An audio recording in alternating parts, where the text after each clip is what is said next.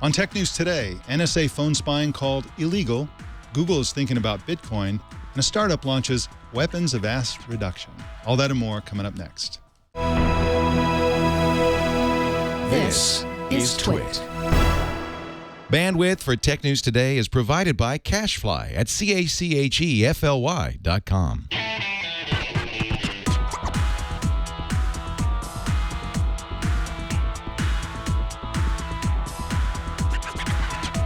It's Thursday, January 23rd, 2014, and this is Tech News Today.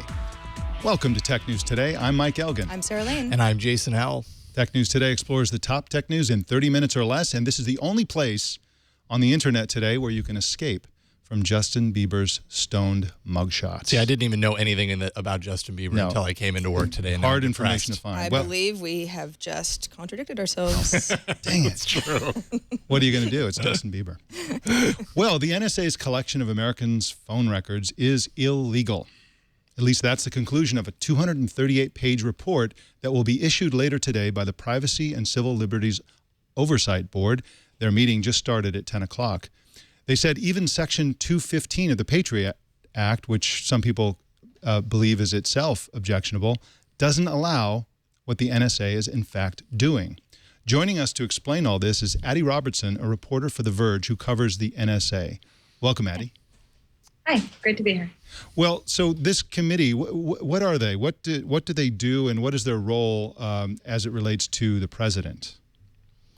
So the committee is called the Privacy and Civil Liberties Oversight Board, and its purpose is more or less exactly what it sounds like. It was created after the 9/11 Commission report, which recommended it.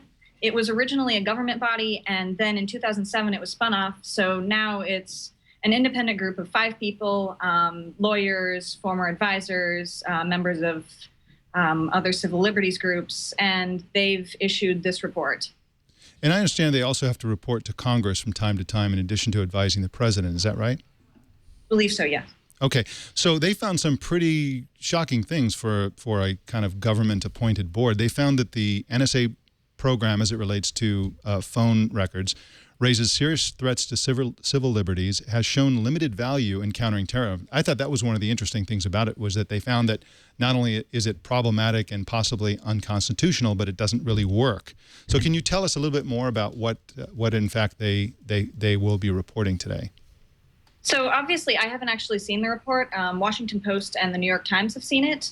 It sounds like a lot of the things that they're talking about are interpretations.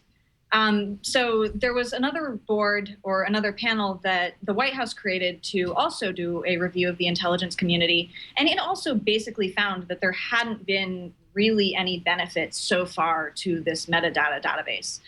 The problem is interpretation, that they were very clear on the fact that this was still a very useful program because if it prevented one terror plot in the future, it was worth keeping.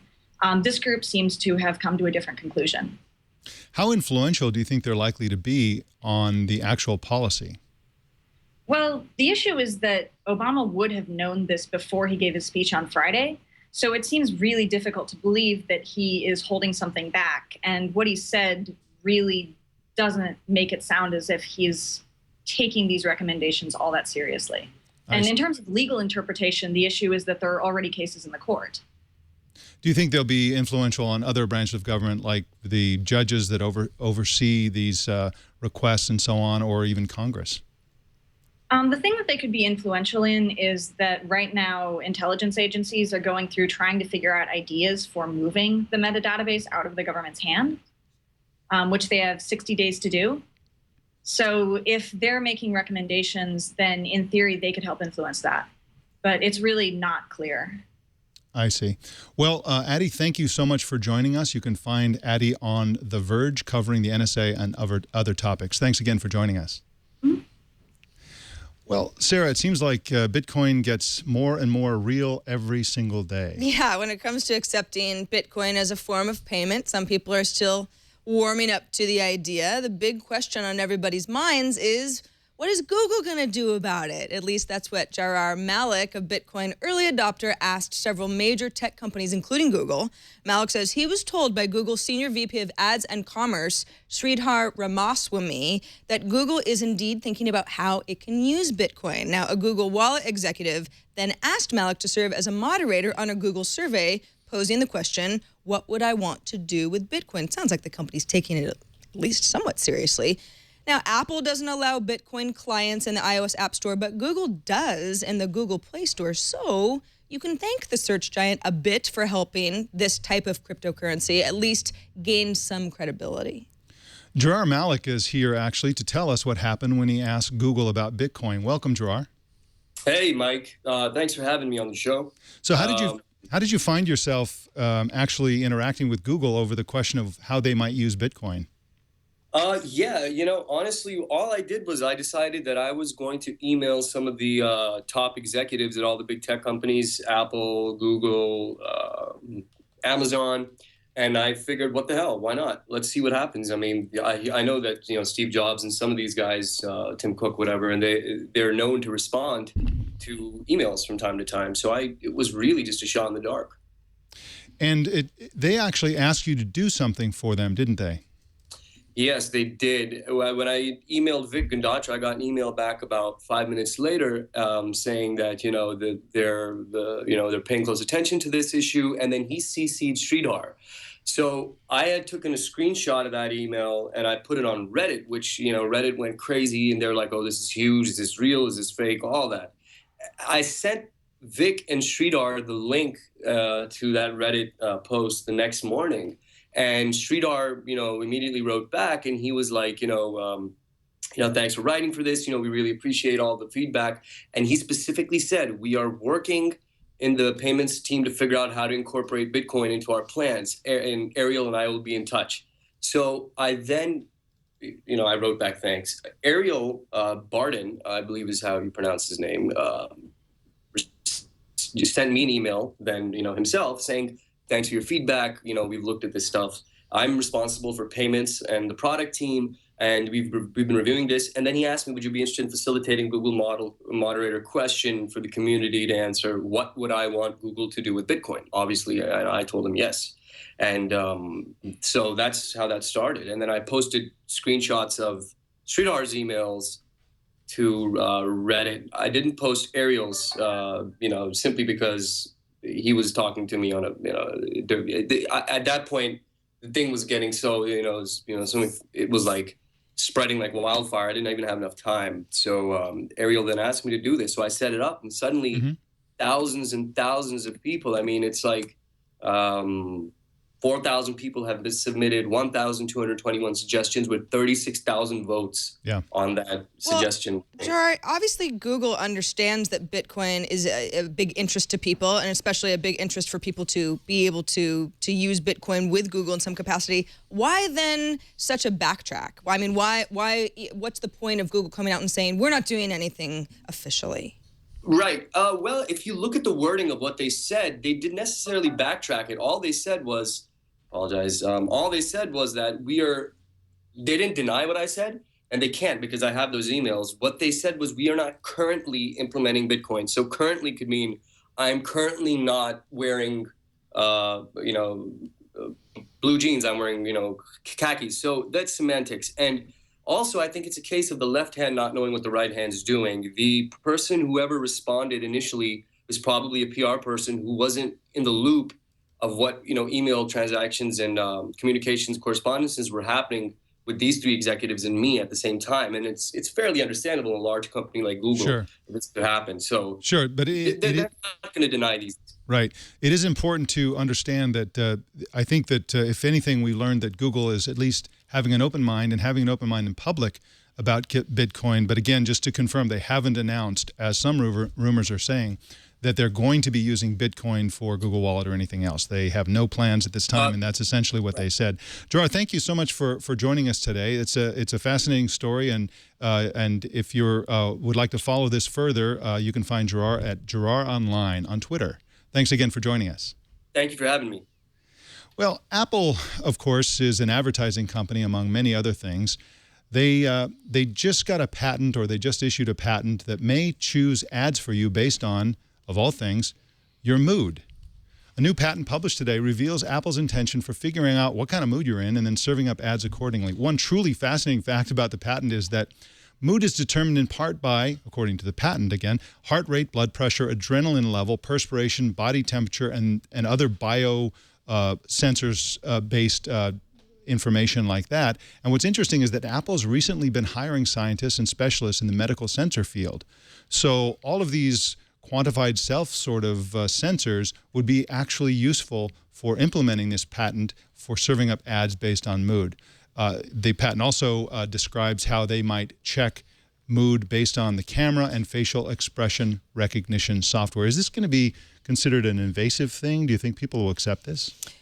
It's not so unlike Google knowing the sorts of keywords that come up in my emails a lot and me getting ads related to those. It creeps people out, and I understand that anything that has something to do with your physical state is just taking that even one step further. I mean, if I'm really, really stressed, what are my ads going to look like? Something for Zoloft? I don't know. You know, it's hard for me to know how invasive it will seem, but the thing is that targeted ads that actually may give you something that you want is not necessarily a bad thing. I mean, advertising is a sort of a fact of life on the web, in ads, or in apps, rather. So I don't necessarily dislike the idea of it being more relevant.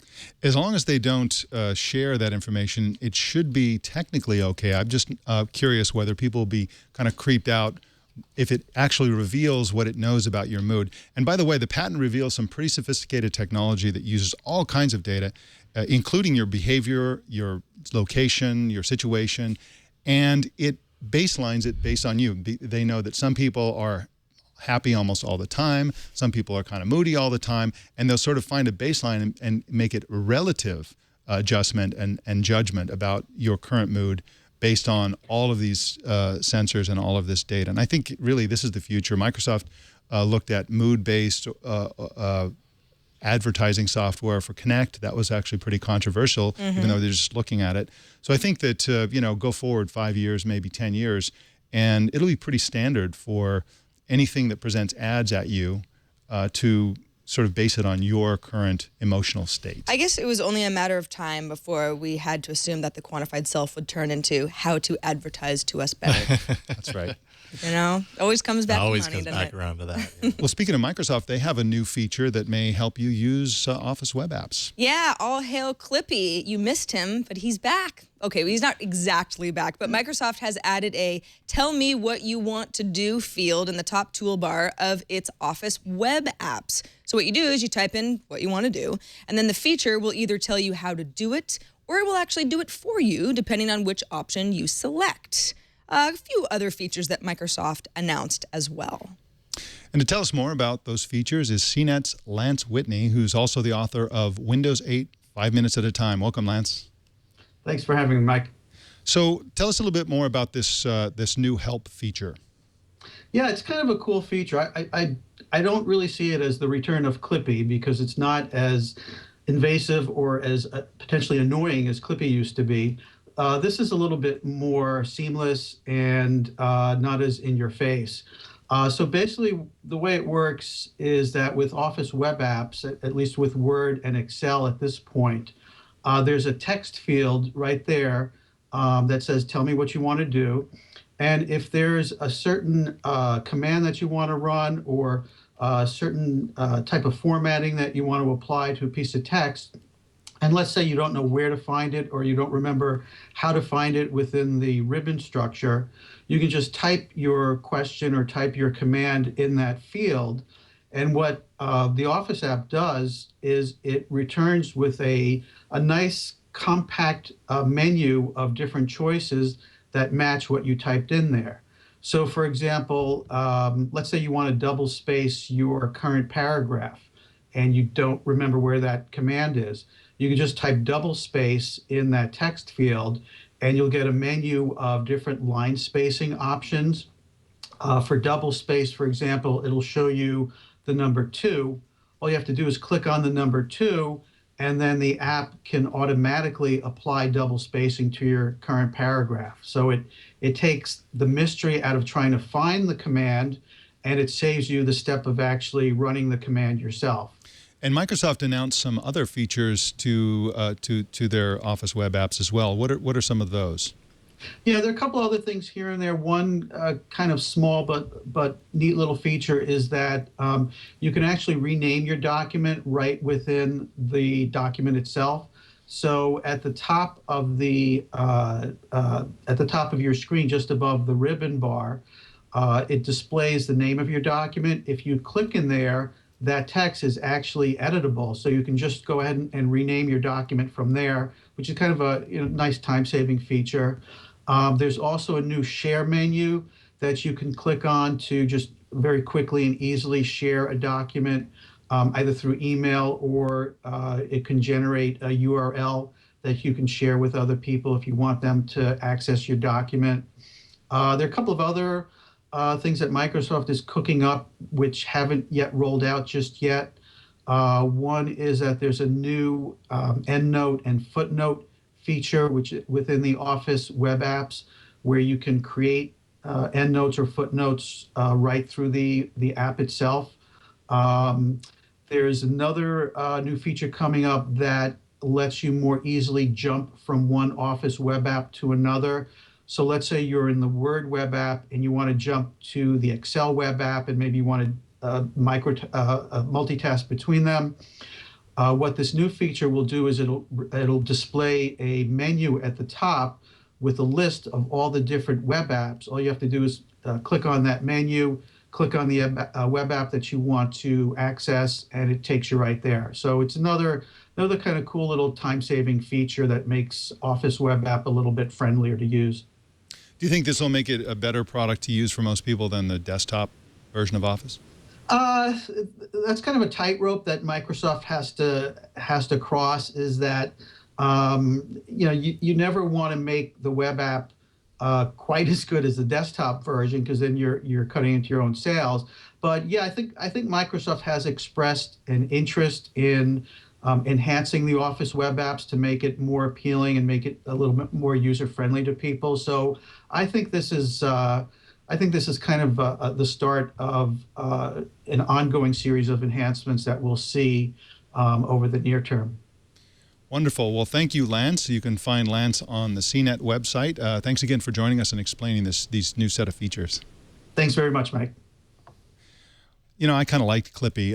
It's good material for anybody who cracks jokes on camera. It's good stuff. And Microsoft Bob, bring him back, I say. Well, a new startup called FitMob launched today. The company lets you use their smartphone app to join fitness classes with names like Twerk Out Conditioning and Weapons of Ass Reduction. I'm serious. The classes don't involve gyms or weights, just outdoor body weight exercises, and they're cheap, just $5 per class if you attend 3 per week or more.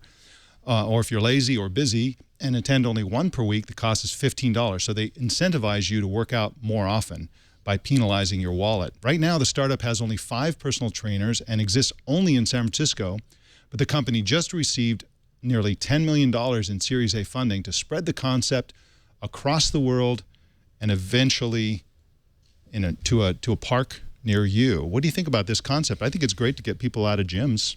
Yeah, there's Fitstarter.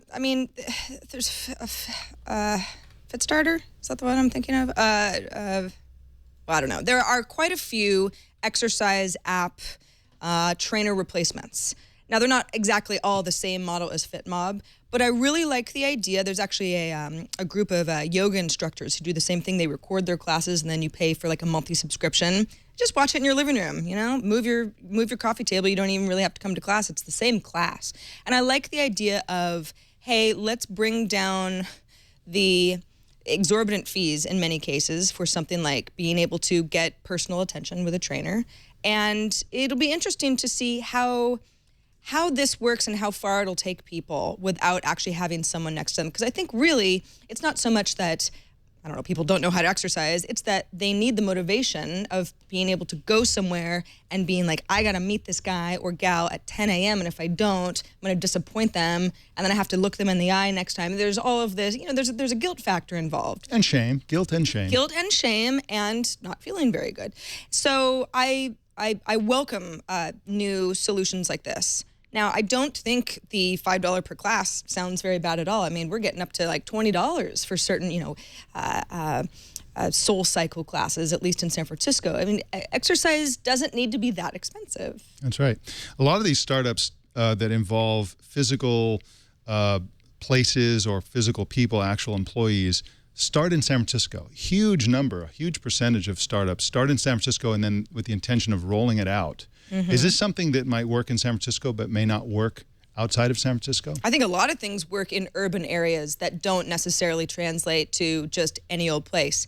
Look at Foursquare. I mean, Foursquare started in New York, and you could argue that that's still the best place to use it. But there are a lot of many people all over the world who are still like, why is that a good app? That's so stupid. Because you need to have a dense population of a bunch of people who are using it.